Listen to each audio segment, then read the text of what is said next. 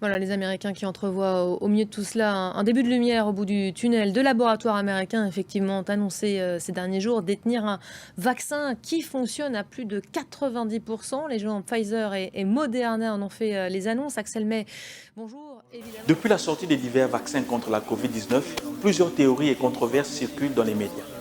Parmi ces controverses, il y a celle des effets secondaires. Certains pays sont allés même jusqu'à interdire un certain vaccin pour une frange de leur population, ou voire même pour toute la population. En médecine en général et en pharmacologie en particulier, un effet secondaire ou un effet latéral est un effet survenant en plus de l'effet primaire ou principal désiré lors de l'application d'un traitement pour une indication donnée. Bien que le terme effet secondaire est souvent utilisé pour décrire des effets négatifs, il peut aussi être employé pour les effets bénéfiques, positifs, désirables chez le patient. C'est dans cette dernière perspective que nous comprendrons l'évangile de ce deuxième dimanche de Pâques, dimanche de la miséricorde. Quels sont les effets secondaires de la résurrection?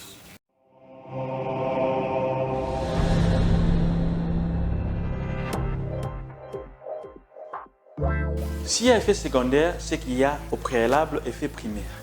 L'effet primaire de la mort et de la résurrection de Christ est le salut de tout homme et de tout l'homme, confère Jean 3,16.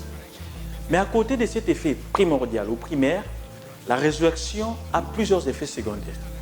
L'évangile de ce dimanche, tiré de Jean 20, 19 à 31, nous en donne 4. En effet, nous sommes le dimanche après la résurrection. Et les disciples réunis et remplis de peur sont témoins de l'apparition de Jésus. Une deuxième apparition de la sorte prendra place 8 jours après.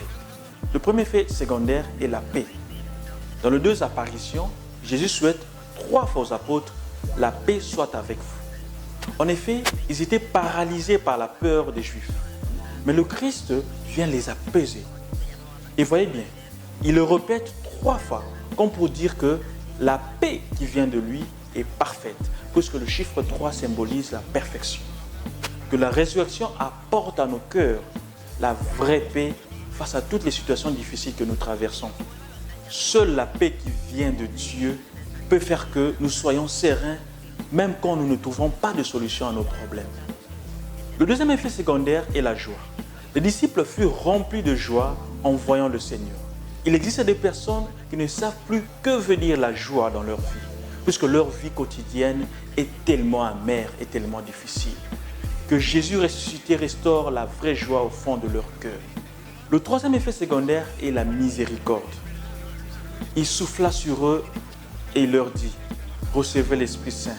À qui vous remettrez ses péchés, ils seront remis.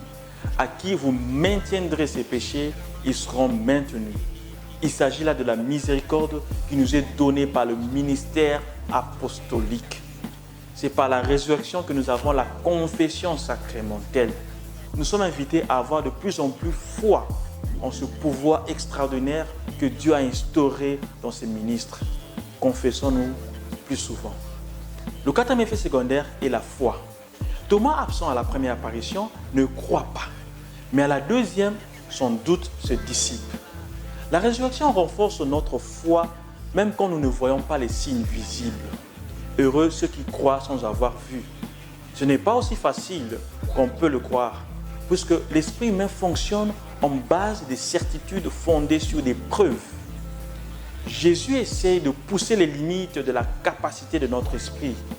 Il nous initie donc, par sa résurrection, à ce que les mystiques chrétiens appellent la foi pure, une foi qui peut se passer des manifestations spectaculaires ou visibles.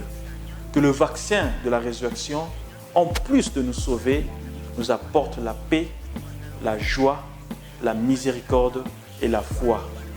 Bon dimanche de la miséricorde divine à tous.